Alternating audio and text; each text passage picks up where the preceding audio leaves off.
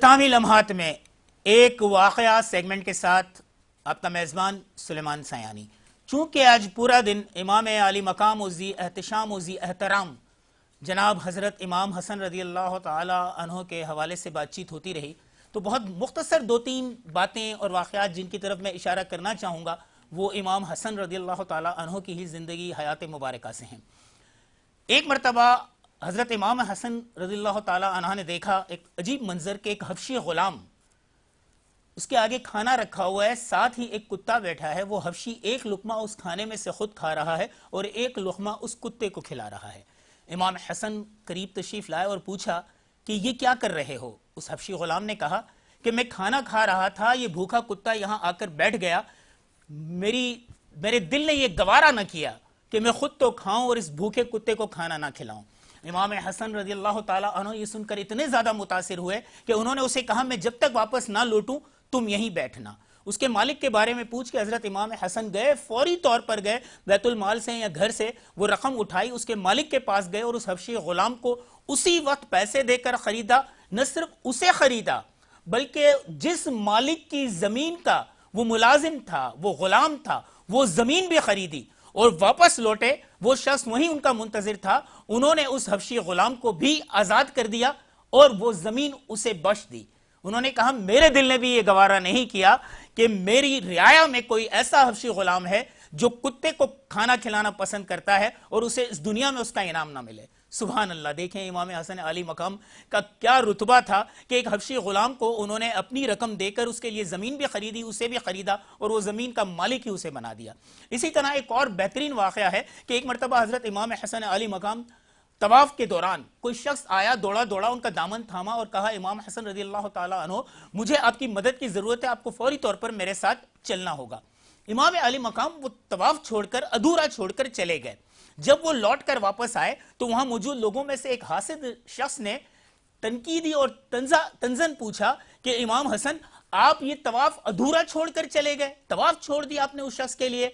میں قربان اس نواسے کے جس نے اپنے نانا کے فرمان کو کچھ یوں بیان کیا کہ میرے نانا رسول اللہ صلی اللہ علیہ وسلم کا فرمان ہے کہ جو شخص اپنے کسی مسلمان بہن یا بھائی کی مدد کے لیے اس کی ضرورت کے وقت اس کے ساتھ جائے گا اور اگر اس کی ضرورت پوری ہو گئی تو جب وہ واپس لوٹے گا تو اس کے لیے ایک حج کا ثواب ہے اور ایک عمرے کا، اور اگر وہ ضرورت پوری نہیں بھی ہوتی تو صرف اس مسلمان بھائی کی مدد کے لیے جانے کی نیت رکھنے والا اور جانے والے کو ایک عمرے کا ثواب ملے گا. لہٰذا میں اس شخص کی آواز پر لبیک کہتے ہوئے گیا، ایک حج اور عمرے کا ثواب میں لے کر لوٹا ہوں اور اب میں طواف مکمل کر کے اپنا یہ عمرہ بھی مکمل کروں گا. شان نواسہ رسول دیکھیے. ایک آخری بات جس پر میں بات کا اختتام کروں گا کہ نواسہ رسول صلی اللہ علیہ وسلم ہمیشہ اپنے پیارے نانا کی صحبت میں رہا کرتے تھے. 7 برس کی عمر تھی. تصور کیجئے 7 برس کی عمر کیا ہوتی ہے. جبرائیل وحی الہی لے کر آتے تھے اور وحی الہی حضور صلی اللہ علیہ وسلم کو سناتے تھے. حضور صلی اللہ علیہ وآلہ وسلم اپنی زبان مبارک سے اس آیات ربانی کی تلاوت کرتے تھے اور حرف بحرف وہ 7 سال کے امام حسن رضی اللہ تعالی عنہ ایک ایک آیت نقطے زیر زبر کے مخارج کے ساتھ حفظ کر لیا کرتے تھے. آپ گھر تشریف لاتے اور اپنی والدہ ماجدہ حضرت فاطمہ الزہرا رضی اللہ تعالی عنہا کو وہ آیت حرف بحرف سناتے تھے اور پھر حضرت فاطمہ وہ آیت رات کو حضرت علی کو سناتی تھی. حضرت علی نے ایک دن حیران ہو کے پوچھا کہ آپ یہ آیتیں کہاں سے سنتی ہیں فاطمہ کہ جو وحی الہی نازل ہوتی ہے، جس دن نازل ہوتی ہے اس دن رات آپ مجھے حرف بحرف وہ وحی الہی وہ آیات ربانی سنا رہی ہوتی ہیں؟ تو حضرت بی بی فاطمہ زہرا نے کہا کہ مجھے یہ حسن سناتے ہیں. حضرت علی نے سوچا کہ میں بھی ایک دن ان کے لبوں سے یہ آیت سنوں. آپ ایک جگہ چھپ کر کھڑے ہو گئے. اگلے دن حضرت امام حسن کے آنے کے اوقات میں جب وہ آئے اور انہوں نے پڑھنے کا شروع کیا، آغاز کیا تو پڑھ نہ سکے. 2-3 بار پڑھنے کی کوشش کی، پھر انہوں نے کہا، والدہ نے پوچھا کیا ہوا حسن؟ کہنے لگے مجھے ایسا لگ رہا ہے کہ کوئی بزرگ اس وقت جو ہے وہ میری تلاوت سننا چاہتے ہیں، شاید اس لیے میری زبان بندی ہو گئی ہے.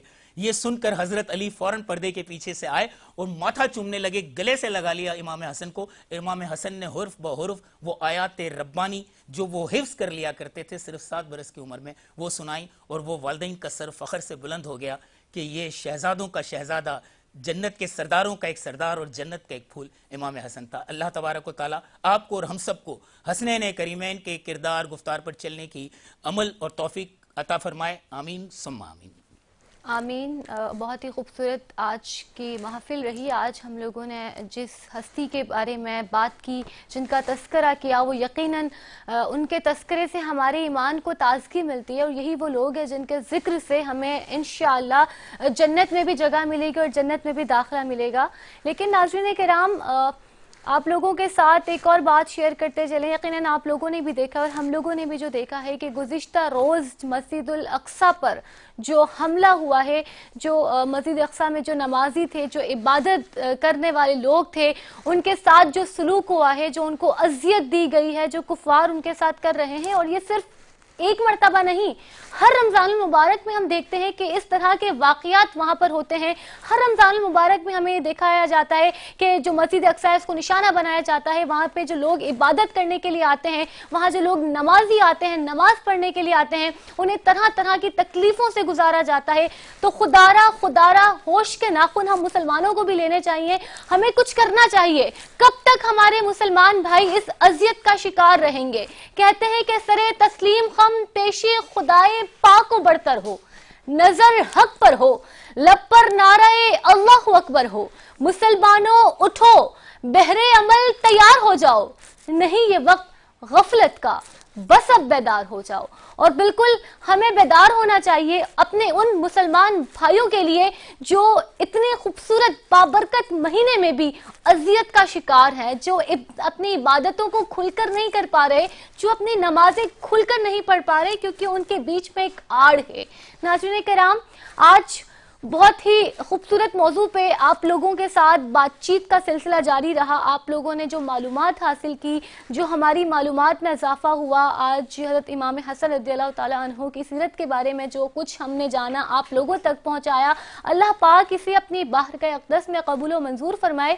کوئی بات ایسی کوئی چیز جس کی وجہ سے آپ لوگوں کی ذات میں ہماری وجہ سے کوئی تکلیف پہنچی ہو تو ہم آپ سے معذرت خواہ ہیں، معافی چاہتے ہیں، کیونکہ ہم 4 گھنٹے کے ٹرانسمیشن کرتے ہیں اور نہیں پتا کہ کب کون سی بات آپ کو اچھی لگ سکتی ہے اور کب کون سی بات سے آپ لوگوں کے دل آزاری ہو سکتی ہے. یقیناً انشاءاللہ کل ایک نئے موضوع کے ساتھ آپ کی خدمت میں حاضر ہوں گے. تب تک کے لیے مجھے اور میرے کو ہوسٹ سلیمان سیانی کو دیجیے اجازت. اللہ حافظ.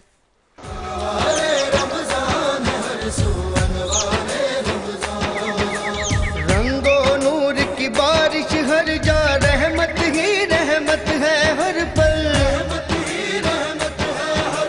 ہر مسجد ہر گھر میں رونق، برکت ہی برکت ہے ہر پل.